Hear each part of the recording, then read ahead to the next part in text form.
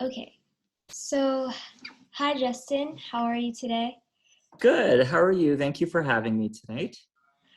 It's a pleasure to have you. So today we're joined by Mr. Justin Lowe, a member of the Virginia Asian Advisory Board, and we're going to talk to him a little bit about the rise of anti-Asian sentiment, how that's impacting Asians' mental health, and other impacts across the United States, and how both members of the AAPI community and those who are not can help resolve the issue.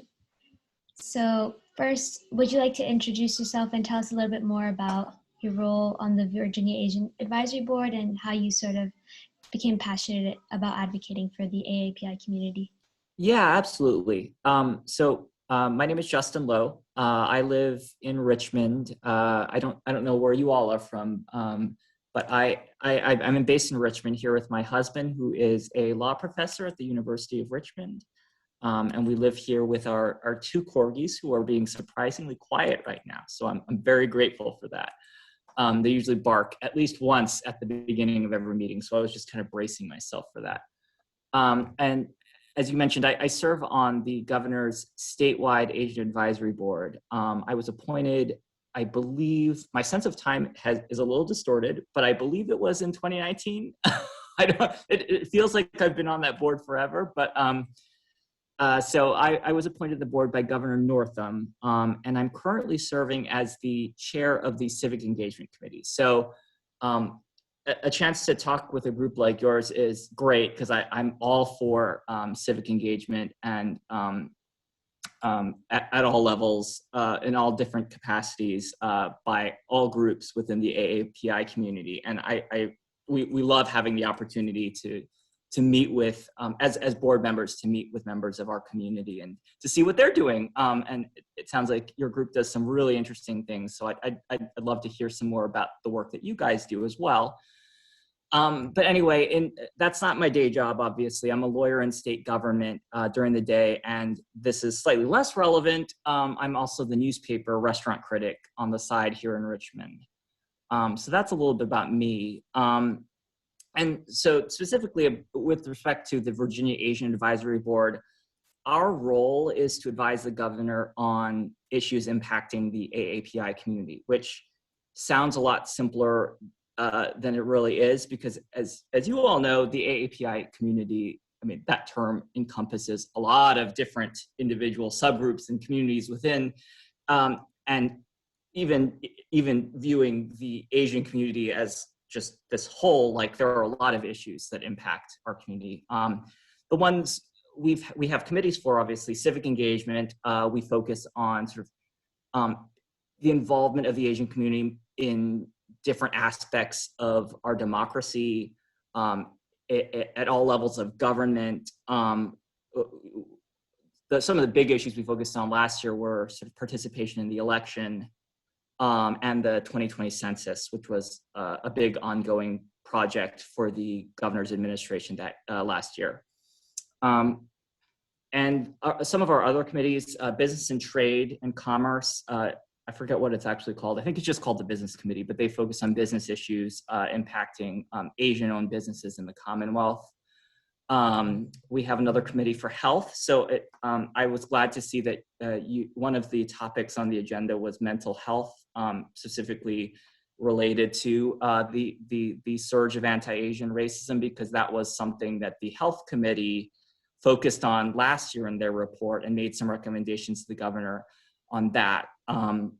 And then there's an education committee, and obviously the pandemic has had a huge impact on not just Asians, but the population generally, and sort of in the context of education.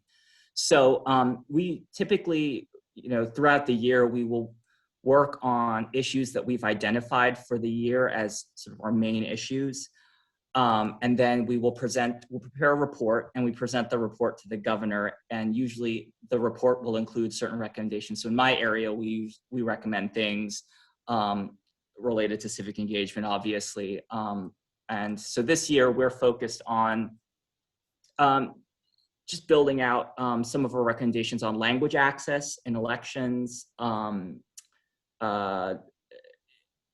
sort of how the administration reaches out and includes Asians in their outreach, and what strategies they can do to be better at that, in terms of reaching out to members of our community with important information about things, everything ranging from COVID vaccines to how to register to vote, how to apply for an absentee ballot, things like that. And we're also, another thing I think that would be interesting maybe for you all is another project we're working on is finding ways to catalog the levels of AAPI engagement in Virginia government, sort of all levels of all types of government offices. I don't necessarily know if that sort of survey of participation has been done. I know a lot of the studies that we see tend to focus on like participation in elections, but not necessarily like participation on statewide boards, commissions, appointments by the governor. So that's one thing that we also want to focus on this year. I don't want to keep talking about too much, taking us off track, but that's generally the work of the board and my committee. I want to say I really think that what you guys are doing is great. I think talking about issues, at least from a civic engagement perspective, talking about issues that impact our community, that's like the number one thing that we can do, I think, to generate awareness of those issues and try to make a change.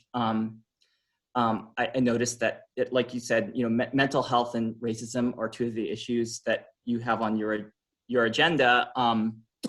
And those actually happen to be two of the issues that our community has the hardest time talking about. We can touch on this later, but I think there is a great deal of stigma and shame when it comes to talking about mental health in particular, but also racism. I think I know like my parents don't like to talk about anti-Asian racism that they've experienced. They think it's just taboo to talk about it, don't complain, you know what I mean? So I'm really glad. I think talking about these issues and being more vocal about them is really going to be important if we want to see a change. And along those lines, you guys are actually one step ahead of my committee, because my committee has only just now started talking about potentially doing a panel discussion like this. And I think it's really important to have one, particularly since we are seeing a surge of anti-Asian racism, violence, harassment, a repeat from similar patterns of attacks we saw last year. So I think if we can all start, having these conversations, I think it'd be really good. So with that, I'll turn it back over to you, and we can get the conversation going. Yeah, that was really interesting to hear about all the different things that the Virginia Asian Advisory Board is doing. And it's really great to know, at least with the work that we've been doing, it's really great to know that we have some level of representation in Virginia government, because we've heard about efforts being done on the national scale, but it's really fulfilling to hear that on the state level. So thank you for telling us about that. But going on to, before we start discussing the specific uptake of anti-Asian racism, I feel like the pandemic in general and this whole experience of quarantine has had us reflecting back on what it means to truly be a member of the AAPI community. And so we were wondering, what does that mean to you? Well, I mean, if we're talking about the work of the board, the pandemic has definitely limited the number of opportunities that the board has to conduct its the outreach that it would have liked to do. I know the last year, AAPI Heritage Month was right in the smack dab in the middle of the pandemic.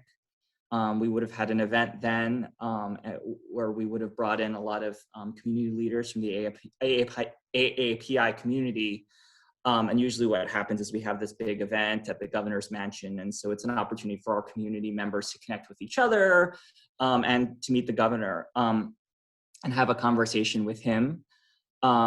Another good example of how it's kind of affected our sort of ability to connect as a community, we would have had board meetings where members of the public would have been able to participate in those meetings I think it's a lot harder to sort of get people to participate in these meetings when it's virtual.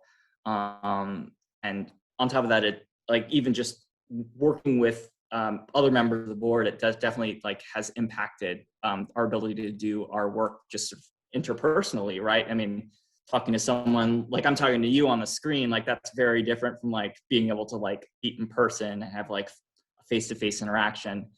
Um, and then I would say, so another thing obviously is like, we didn't get the chance to actually sit down with the governor to present our report this year. And our report covered a lot of really important issues that did stem from the pandemic. You know, how the pandemic impacted the elections, how the pandemic sort of with absentee voting, right? That became like doubly important. So like being able to have those conversations with, we would have been able to meet in person with the governor and members of his administration.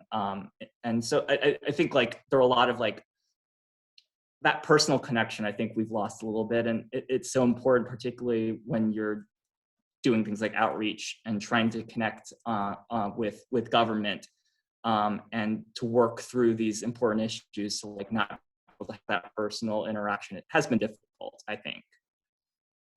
I don't know if I answered your question. I thought that I was, you might have been asking something else, but you can let me know if I responded to it. Yeah, that was a great answer, and it's great to hear that all these steps are being taken.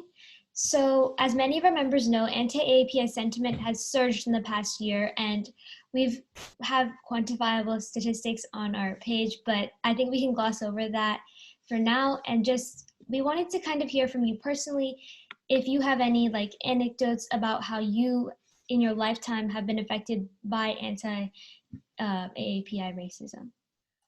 So, yeah, I mean, one thing I actually have some notes, a reminder of like things that I wanted to touch on. So one thing I just want to impress on everyone is that this, even though there's been a surge of anti-Asian racism recently, this isn't new, right? These are patterns that have always existed. And like I said, we just, I think particularly in community just has learned not to talk about racism, not to acknowledge it, to learn to deal with it. And we just sort of suffer through it for a number of reasons. I think there are other people have written on this. Like, I think there's a feeling that like our grievance isn't as important as other forms of other racial grievances that other communities have. So we've just sort of learned as like, we want to be a team player. We're not going to talk about like our experiences with racism. Or we just don't want to sound like we're complaining. We don't want people to get upset. I know like family members of mine have been like, well, if you talk about racism out in the public and you complain too much, you might be the target of sort of additional harassment or hatred or whatnot. So there's a fear of talking about it as well, I guess. But like I said, this is not a new issue. I mean, years ago, before we even knew New York, I remember there was one night I was walking our dog on the street and someone shouted at me to go back to China. Like that happened. I didn't talk about it. I didn't like, I think maybe it upset me, but I didn't feel like I needed to tell people that it upset me. So these, I'm sure everyone has had some experience like that. What, you know, I guess I would call it like casual forms of racism. Not that like I'm trying to like excuse racism, but like there are some like experiences we have that we just don't feel like we want to broadcast. And I think like we've all had those experiences in our lives. So again, this is like not new, but one thing that kind of brought this to the fore for me and made this such a like a big issue that I wanted to focus on and kind of like not be quiet anymore when it comes to talking about this issue. So at the start of the pandemic, this is a year ago and we're still talking about it now. So, I mean, I can get really upset about this, but like, I feel like nothing has really changed. So this is early stages of the pandemic. I was in the park and as I was crossing the street, there was an older gentleman on the other side and he just started shouting at me to keep away from him. When I wasn't walking towards him, I wasn't planning on approaching him. He just told me to keep away from him. And at first I thought this may not be a racialized interaction. Maybe this has nothing to do with the fact that I'm Asian, he's white. So I just kind of like, I just kind of ignored him and kept on my way. And he said, you people could kill us all. And then he asked me if I spoke English. And that's when I knew that it wasn't just some non-racialized interaction here. It was definitely a racialized interaction. And so I was shocked. Again, like, I don't think this was like, obviously this isn't like, some of the stories we've read in the news recently. It's not even nowhere near the kind of experiences my own sister has had. So she's a nurse in Nevada, and she's heard some really horrible things, the C word from her patients calling her the B word, a Chinese bee, basically, to her face. And she's on the front lines, helping people get better, helping people during the pandemic. So, I mean, like that gets me upsets me even more than my own experiences, right? Because like she's actually doing something to, I guess, like contributing to helping people in our country, and she's getting, experiencing racial harassment in her capacity as a nurse. Anyway, so to that, I was actually kind of surprised at how upset it left me. That one comment could leave me so shaken. I think a lot of it kind of stemmed from the fact that it was there's this like, I do think that like members of the Asian community, I don't want to generalize because I know that I don't want to like generalize about everyone in the community, but I do think that we do try a lot of the times to pass as much as we can as American. We don't want to seem too ethnic to people, right? Like we all do this a little bit to some extent. And I feel like I've always convinced myself that I've passed, right? Like I'm American, like people see me as American. So it's one of those moments where like, you're basically, your whole like sense of like your self-perception has changed. Like I thought I was American. I thought I passed as like someone who fit in here. But it's like one of those moments where like someone reminds you that other people don't look at you that way. It's this perpetual foreigner idea, right, that you read about when it comes to the form of racism that Asians often experience. Is this like idea that like we're really not as accepted here as we think we are. So in response to that, I wrote an op-ed in the Richmond Times-Dispatch, just sort of talking about that experience, trying to call attention to this sort of racism that we were seeing kind of bubbling up as a result of the pandemic. And, one of the things I seized on was this idea that we don't talk about it enough.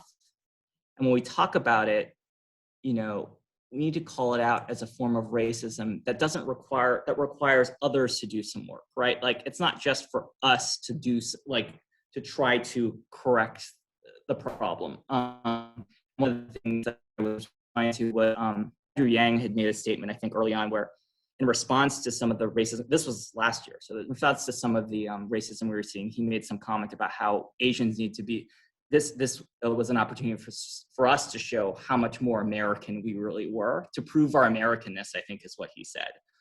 But like, when you stop to consider like these examples, right? Like my sister is a nurse on the front lines. I'm not really sure how much more sort of she can do to serve the public. So I don't think the onus should be on our community I think there just needs to be greater recognition in this country that Asian racism exists. And I don't think there is. And so this is why I said at the beginning, like, I think talking about it, being more vocal about it, like you guys are, like organizing these forums, generating awareness about anti-Asian racism, I think is really important, because I do think that people either don't know it exists, pretend it doesn't exist, or just like don't come up with excuses for why it's okay to be racist against Asian Americans. Like one of the lines you hear most often is like, well, Asians do well, like on average, do better socioeconomically than most other groups, and they're more like white people, right? So as an excuse to say like it's okay that they experience racism, and I don't think those two are mutually exclusive, right? Like it shouldn't be okay for anyone to experience racism, no matter what they're, I mean, and but also like this is also a false narrative, right? Like the Asian community is not as a like maybe if you like average numbers, right? But like there are, again, like the Asian community is very large, and there are some like it is not like we are not a homogenous group. So when you talk about the socioeconomic status of Asian Americans, like that's a real broad generalization. So yeah, so those are, I guess that's sort of like what prompted me to kind of like try to talk more about it. Um, yeah, and I was actually kind of shocked because in response to the op-ed, again, like confirming my theory that people were like, wow, I didn't even know this existed. I didn't know that Asians experience this form of racism. I even read some comment, and this person was totally well-meaning, but she responded to, I think someone had reposted my op-ed, and she responded and said, you know, thank you for educating me about this, because for the longest time, I've always thought that Asians were just white people. You're just white adjacent and you don't experience racism. You know, I guess like members of our community, like we know that racism exists, but it's kind of funny when you actually hear from the outside, like how people perceive our community, and the fact that like there are people who actually don't realize that like Asians experience any kind of, you know, treatment based on their mistreatment based on their race is kind of shocking to me. Yeah, definitely. And I think that we've seen this pattern, as you mentioned, throughout history. Like just the other day, I saw a Google Doodle about like Liu Wenta, the guy who made the mask available, and he was Asian, and he received anti-Asian comments from the white doctor who he was working with. And Mm-hmm. so I feel like there are many parallels both in the repetition of anti-Asian sentiment that has been occurring throughout the world, the history of the world, but also between the parallels of like anti-Black racism, where we saw that there wasn't as much attention being drawn to it, but as more and more people have started speaking out, there's been an increased awareness. And so that's why I think it's so great that a lot of members of the community are speaking out. But you did mention that a lot of Asians feel like their feelings aren't valid. And I Mm-hmm. think that's what's really taking a toll on Asians' mental health. So we had some questions about mental health. So I'll turn it over to Shreya and she can ask. Hi, I'm Shreya. I'm actually really passionate about this issue because I understand, like, as an Asian American myself, like, experiencing problems with mental health, like, it's just not talked about enough. And you brought up a really like, important issue in our community, which is the stigma. And I think it's so explicit. I'm not going to talk for the entire community, but I do know it is a big part of it. So I just had a question for you because I was wondering, like, how do you think we can work to overcome the explicit stigma against mental illness and seeking out mental health care in our community? And do you think that, or do you foresee the stigma maybe going away with new generations, or do you think it'll stay for a longer period of time? Hmm.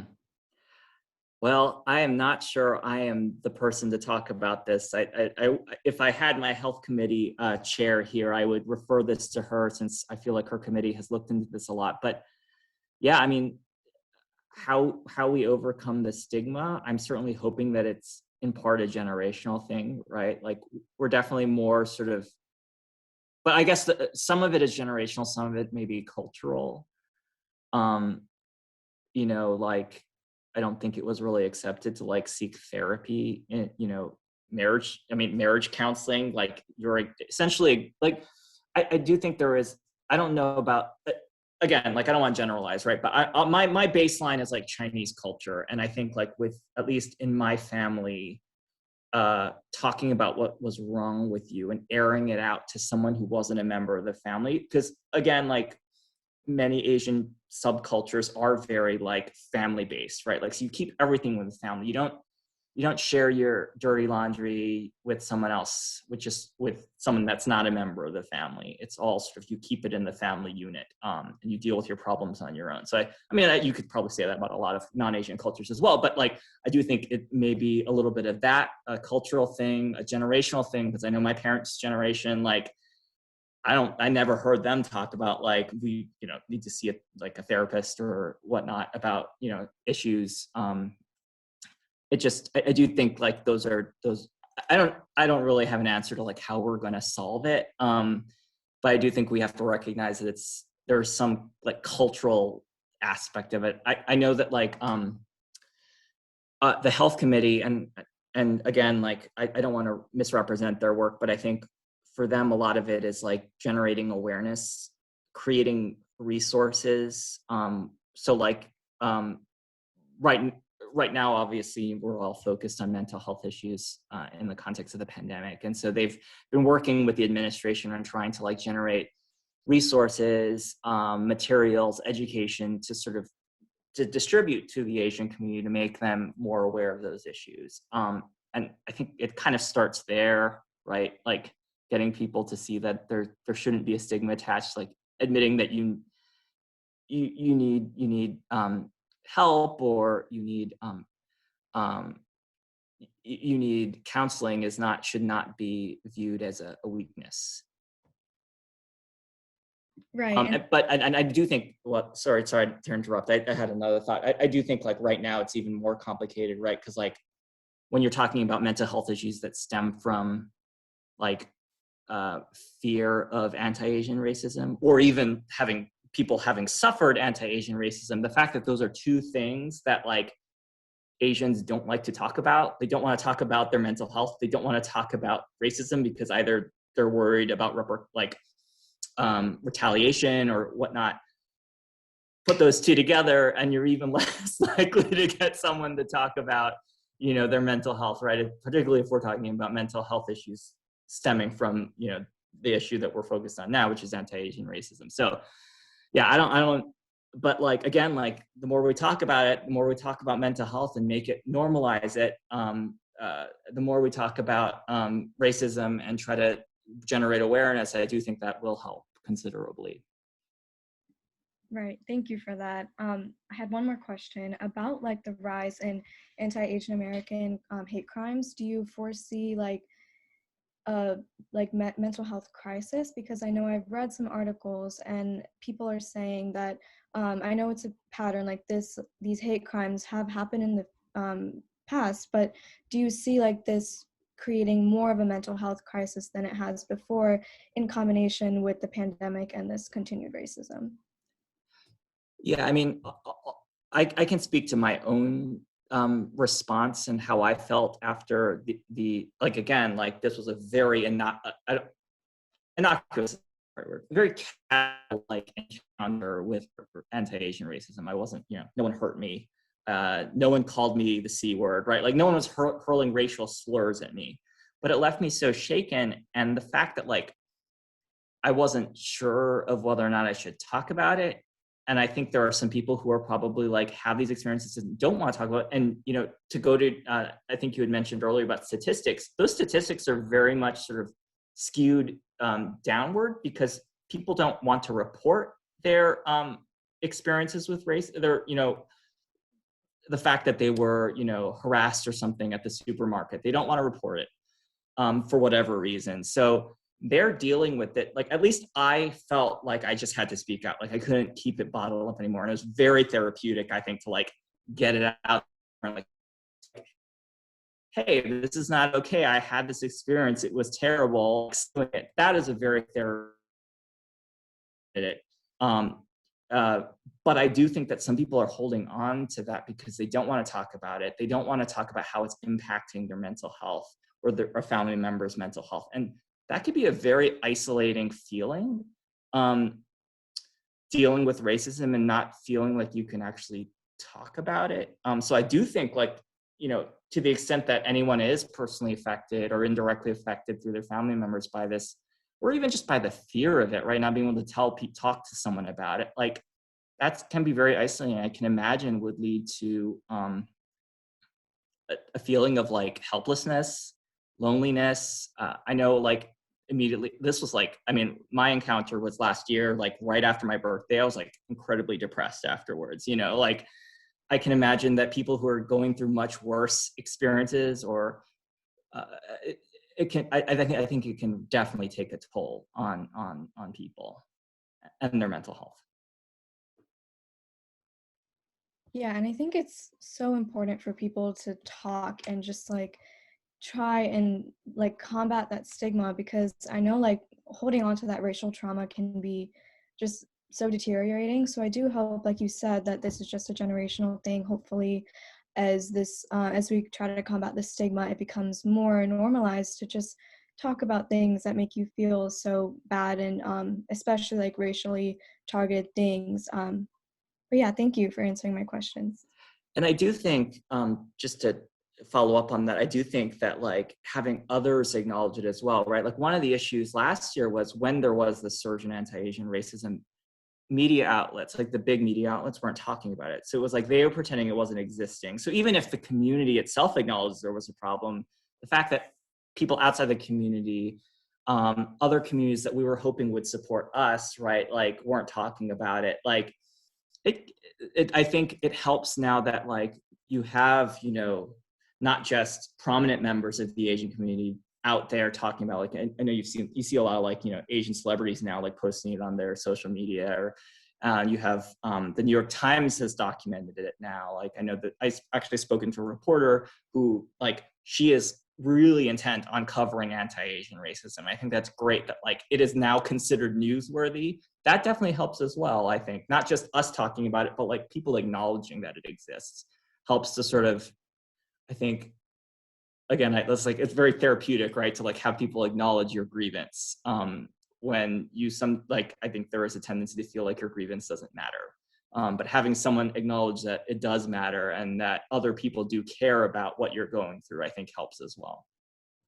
Yeah, definitely. And it's definitely a relief to see that more people are talking about it, because bringing up what you said about it being therapeutic, a lot of, and what you said about a lot of AAPI members feeling like nobody else is going through it just because nobody else is speaking about it. I think that's going to be a big help just with celebrities and even people that we know uh, personally speaking out about it. That can be like a major motivator for us to speak out. Mm-hmm. And so what we've done so far is we've linked a list of AAPI therapists just that are available via phone call, or you can book an appointment with them. So that will give our members like maybe an access to a therapist that can more closely relate and kind of empathize with them a little more. So that's what we're doing, but it's definitely like a relief to hear that more efforts are being conducted in the local level, because I feel like local efforts are often more compatible with the needs of that community. So I And I think, will also, just sorry to interrupt, I will also try to connect you all with the health committee chair, because I do think that she would probably appreciate hearing your insights on and concerns and questions about sort of how we can best deal with mental health issues. And maybe we can have an, you know, follow-up conversation or something, or invite you all to attend one of our meetings and maybe have a conversation around that, because I do think it's one of the issue areas that she's focused on, and she is a counselor herself, so she knows a lot about like mental health resources and things like that. So that could be, if you're interested, I think that might be a good and interesting conversation. yeah, definitely. I know I would, and I'm sure that other members would, just because it's such a prevalent issue in our community. But I think that we could go on talking about this for like another like hours on it. So just to wrap up our discussion, we wanted to move on to the second part about how we've seen this trends in history, and even with anti-Black racism, how members of the Black community speaking out have triggered a sequence of events that many of us thought would never happen, with like Breonna Taylor and George Floyd triggering like all these protests and movements to actually help the Black community. And so what we're seeing here in our communities is that, and we've noticed this as an organization, is that whenever groups try to speak out about anti-AAPI racism, members of the Black community, and when we say, for example, we give resources to help be an ally with the AAPI community, members of other BIPOC communities will often say, well, we know that the AAPI community doesn't always empathize with our racial struggles. and that can be a hindrance to many efforts to combat the overall overarching kind of not even white supremacy, but just the general racism that occurs in our country. So I guess I'll turn it over to Isha now, who will talk about and ask you some questions about maybe how these issues are interconnected and what efforts we can take. So hi, I'm Isha. So going back to the Black Lives Matter movement, so as we know, countless members of the AAPI community are strong allies of the Black Lives Matter movement, including Middle Ground, but there's still anti-Blackness within our community that has been hindering effects on everyone. So what are your thoughts about the causes of anti-Blackness within our community, and how can we combat these sentiments? Yeah, I mean, I think going back to your point earlier about, not understanding the history, right? Like, I think we are much more, our communities are much more, have been historically linked and have always supported each other in important ways that I think maybe now we've forgotten a little bit. Um, you know, if you ever get a chance to watch it, there's a great PBS documentary about this. It's like a 4-part series. And it covers sort of like the history of anti-Asian, like not focused specifically on racism, but like a lot of it is very racist, right? I mean, understanding that like we were pretty much so the Asian laborers came over to this country because they were another source of cheap labor, right? So like we are all sort of united in this struggle. We are all victims of racism, and it's and historically in this country, right? And in the past, we've actually been pretty united in terms of our two communities. You know, when I forget specifically, but the Black community has stood with us through a lot in the past, and so I think we've, as an Asian community, do forget this, and there is definitely a problem of anti-Blackness in our community, and I just think I think we need to sort of step back and realize that it's not. We're not trying to compete for who is suffering more, right? Like racism, it all stems from the same general set of problems, right? We all need to recognize that like a fight against any form of racism, like it helps everyone else who is suffering, experiencing racism. I think there's a great quote. I actually have this copied down here because I wanted to remember it. She wrote an op-ed, Professor Ann Chang, and I think it really summarizes like the way we need to start viewing our sort of joint struggle with racism, right? Between all of our communities, brown, Black, Asian.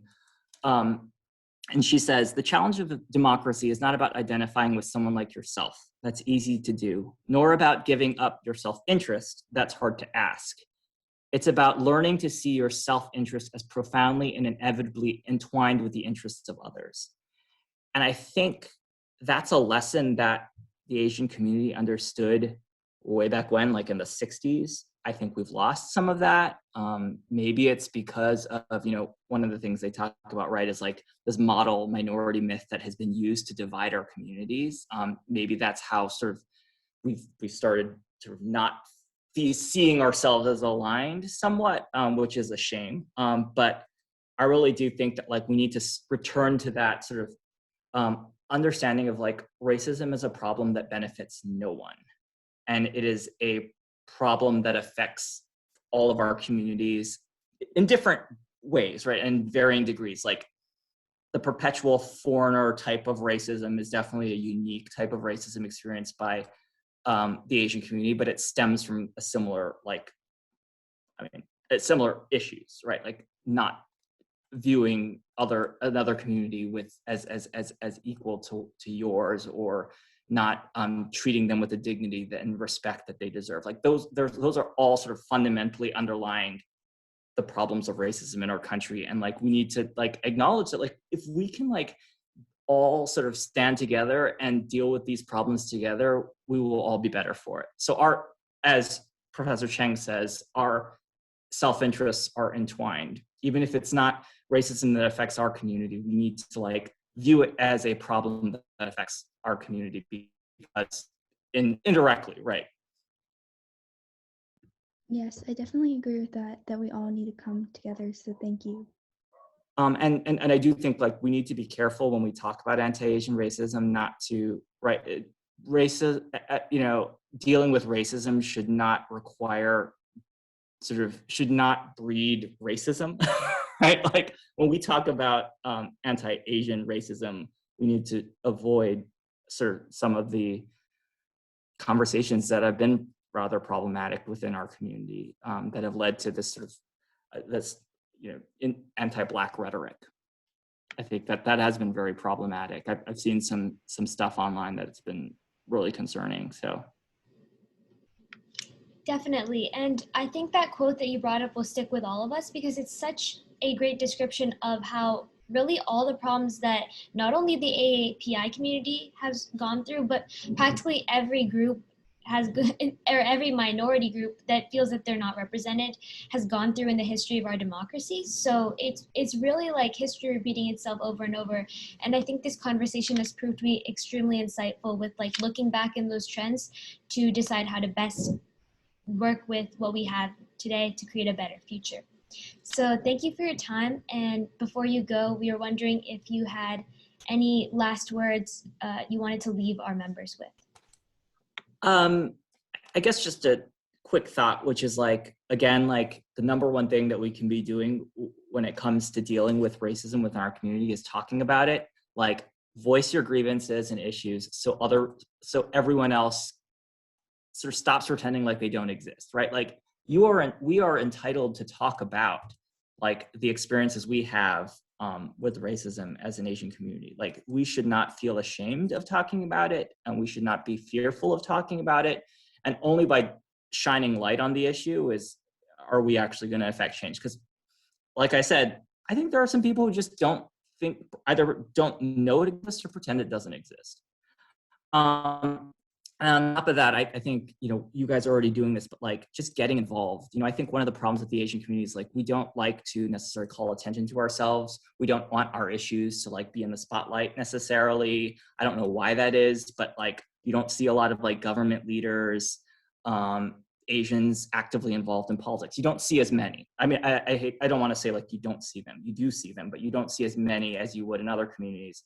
And we need more of that. We need more members of our community stepping up to the podium, taking on leadership roles. I mean, and this is sort of what my committee has been trying to do, is like trying to like show that we need more Asian representation in government, whether it's elected office or appointments and things like that, or even just like in grassroots organizations, right? Like political activism. Like we need that within our community to show that like to sort of have our presence be there as a community. And the last thing is just sort of educating people about the Asian community. Like I said, like I think people just think of Asian as like this big umbrella term. We need to like really like educate people about that. Like there are the Asian communities very diverse, like subs, and on top of that, like I don't think Asian history gets told enough. And I think if people start understanding more about like our history as a community, I think like people will start to see the patterns of racism that have existed in this country for generations. Definitely. Thank you for your time and all your insightful words. And we'll be sure to like remember them and keep them with us as we move forward. Well, I appreciate it. And you guys are doing such great work. So I applaud you.